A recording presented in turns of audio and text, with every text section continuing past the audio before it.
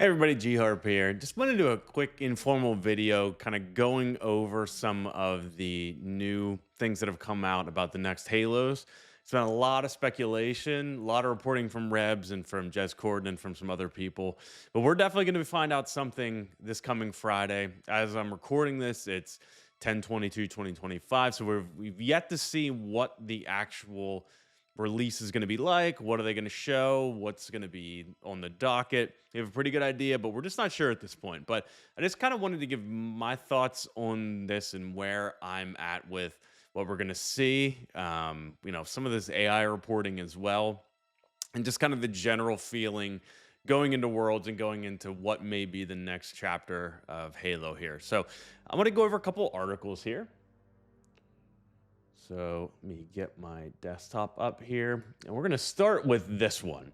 So this is an article on Gaming Leaks. If you're not part of this subreddit on Reddit, I would say definitely get on there because a lot of things get released here. But the main crux of this particular post, and I'll put this in the description for YouTube as well.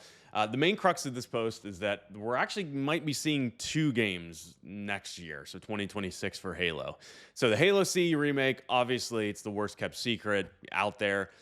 All of the concept art they released last year, still relevant. It all makes sense that we're going to be getting something like that. But from some of the other reporting that we've had, it's going to be more so just the single player and basically a complete reconstruction. So something like Oblivion remake or some of the other remakes that have been done in Unreal Engine 5 that have come out recently. That's apparently what we may be getting, and it may be using the Blam engine, which is the engine from Halo Reach. So a lot of interesting things there to kind of make it feel like Halo, to be honest, even in Unreal Engine 5. So definitely more to come on that. We're 99% sure that that's going to be announced at some point here. But the one that I think is really interesting to kind of talk about is the also multiplayer thing that may be a Fortnite-like thing.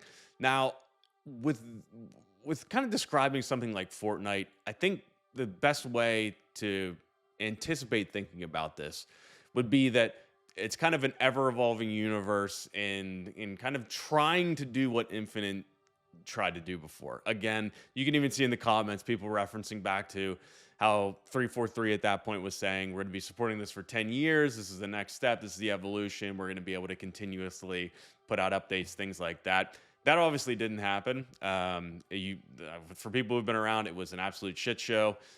Whenever Halo Infinite released, just awful. Couldn't have gone any worse. I'm imagining they're not going to do something like that again. Now, I know a lot of people don't want to give them any credit. It's understandable here. But I think giving them a little bit of leeway here to try to implement what they couldn't before makes a little bit of sense. The reason I say that is because they're using Unreal Engine 5 for this, most likely. That's going to be able to make you turn through content a lot more easy than having to train people up on using slip space or Blam for what they were using before. So I think a little bit of leeway given there as well. And if you've ever worked in Unreal Engine, I'm not a game developer, but I do know a little bit about development. From what I've seen, it allows a lot more throughput of getting things done and getting things accomplished. So I would give them a little bit of leeway there, especially given some relationships that Microsoft has with Epic and things like that. So I would give them a little bit of leeway there. But that's kind of what we would want from a multiplayer game. For me, my opinion, decoupling multiplayer from the campaign and things like that, I think is a good way to go. Similar to what Infinite did, they didn't go the full way necessarily, but I think decoupling them is good because you have a lot of Halo fans that want all of the campaign. They want to see new stories. They want to see new things that are going on, in that universe. And this just allows them to kind of get that content more. Same thing with the multiplayer side. I know a lot of people, that have been huge multiplayer fans for Halo for, over 20 years now, may not necessarily care as much about campaign, So if we can split those up, get content out for both parties, I think that's kind of a good step in the right direction. split those things up, make sure the teams are invested in both areas and understand what those, customers in this sense want. That's a much better way to go than trying to kind of fit everything all into one package. I think at this point, just given how game development is, I think we got to kind of get out of that mindset of a Halo 3 Reach product where everything's done, everything's good to go. I just don't see that coming back, and I think we just kind of gotta, accept that, as much as we may not like it. But I think this is actually a good thing. And my personal opinion would be, if they don't show any of the multiplayer at Worlds, at the Halo Esports World Championship, if they don't show anything multiplayer and they just show the CE remake, I think that's a nightmare scenario. Then I don't know what we're even doing here. Why are we even talking about this? Why would you show this at the multiplayer competitive event? It would be crazy to do that. So hopefully we don't go that route. And I would just venture to guess that we're going to be seeing something about multiplayer at the biggest multiplayer event of the year. That'd be my thinking here from this. Now, will that be Project Ecker or Tatanka or whatever we want to call it, the one that Certain Affinity's been working on? I would probably say yes, but who knows? We're gonna be seeing, and I would imagine it isn't coming out till 2026 again, just because of the business aspect of it. You don't want to go up against GTA 6. You don't want to go up against the new Call of Duty. So it's probably going to be next year, if I had to guess. It's a little bit lighter slate of games coming out. Call of Duty's on be a different game at that point too, so we'll see what happens. But I would imagine it's probably going to be 2026. Now, could they shadow drop something? Maybe. I don't think so, but who knows? Maybe we'll get a beta invite or something like that. We'll see. Should be very, very interesting. But CE Remake's almost certainly going to be shown. But if they don't show any multiplayer, I would be very, very shocked as well. Now, let's go on to another piece of information that Rebs just put out. This is another thing that we had anticipated, but it seems like we're getting more confirmation on it. This is a little concerning because it just saying that, we're going to be seeing the new Halo game. It's going to be on PlayStation 5. That's great. But if it's only one Halo game on PlayStation 5, I think that's so stupid. They got to show both multiplayer and the CE remake for PlayStation. If they don't, that's very dumb. That's an own goal. We gotta just get with the times and get things on PlayStation. It is what it is. It's the bigger ecosystem. It needs to happen. Now, a lot of people are calling for MCC on PlayStation 5. I agree. I think that would be awesome. But if there's limited resources, which I know Halo Studios has, we gotta move on. We gotta get to the next portion here. It's all about resource allocation in Microsoft and big companies. It just is. And we may not want to accept that. We may think, they should have people for days working on these things. And they got tons and tons of people here. They do have a lot of employees, but again, the studio can only make so many decisions. They have to go through Xbox. They got to go through Microsoft to get their budgets approved. It's how big companies work.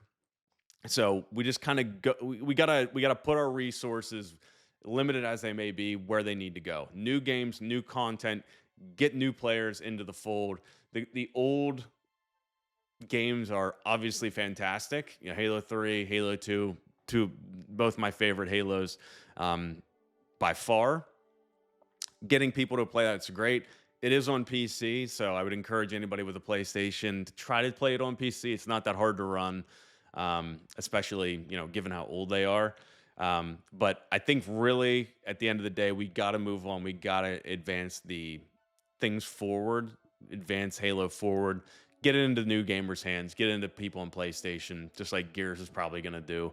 And just like, other Xbox games have started to do as well. So that's good to see. It's good to hear. Should increase the player base. We love to see PlayStation being involved.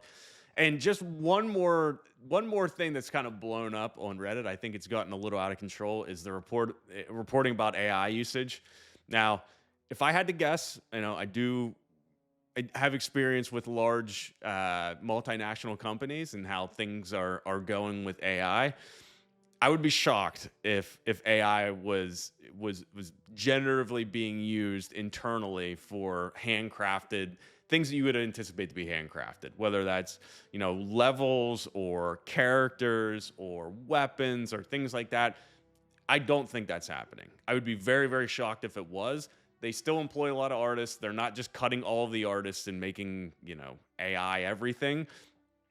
I'm more, I would be much more on line with what Jez is kind of talking about in his article, where he's saying Gen AI might be used, but it's probably going to be used in like the Forge, whatever the Forge is that's coming out, to make it easier for people who, may not necessarily be as good at coding or understanding how the Forge system works. I'm assuming that's probably what they're doing, and they're also using it for code completion.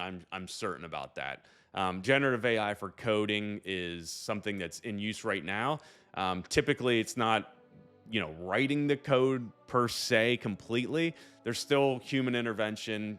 Testing still has to occur. So it's not like they're just implementing directly what AI is telling them.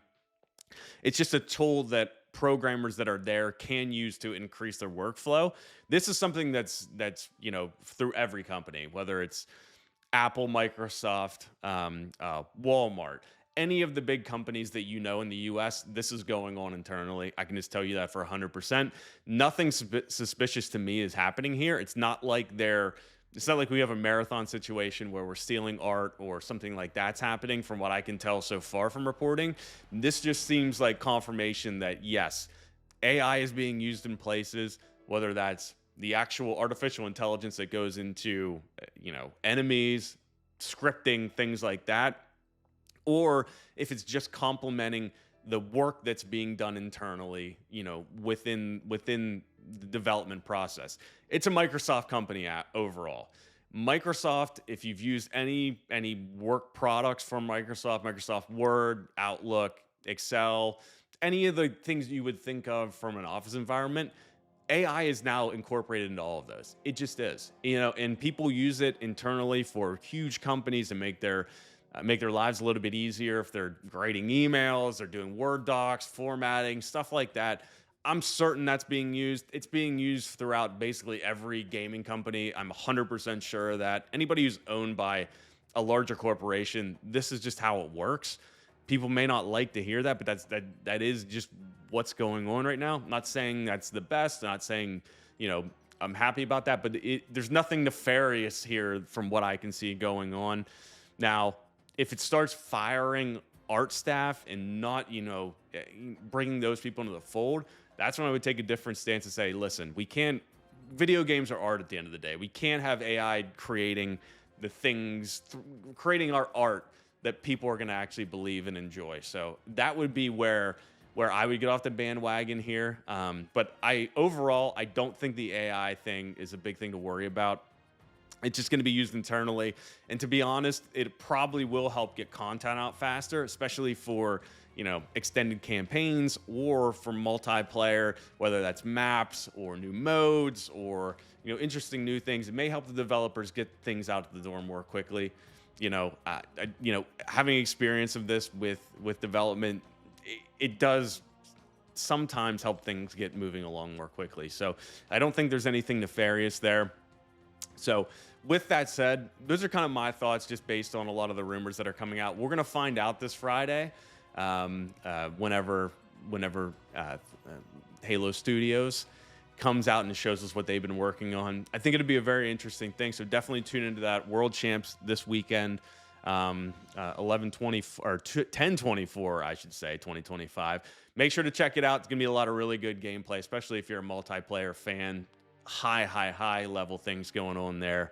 Will Optic be able to pull it out? Will Shopify pull through? Will FaZe or one of the other teams do? It'll be very interesting to see. But overall, I think this is an exciting time for Halo. I don't think it's a time to be worried about necessarily things going wrong. I know we've been burned many times before, but at the end of the day, a lot of the people who brought us Halo Infinite are now gone. We got to give them a little bit of credit, a little bit of leeway here until we see things going off the rails, and we definitely call them out and bring them back. But exciting time.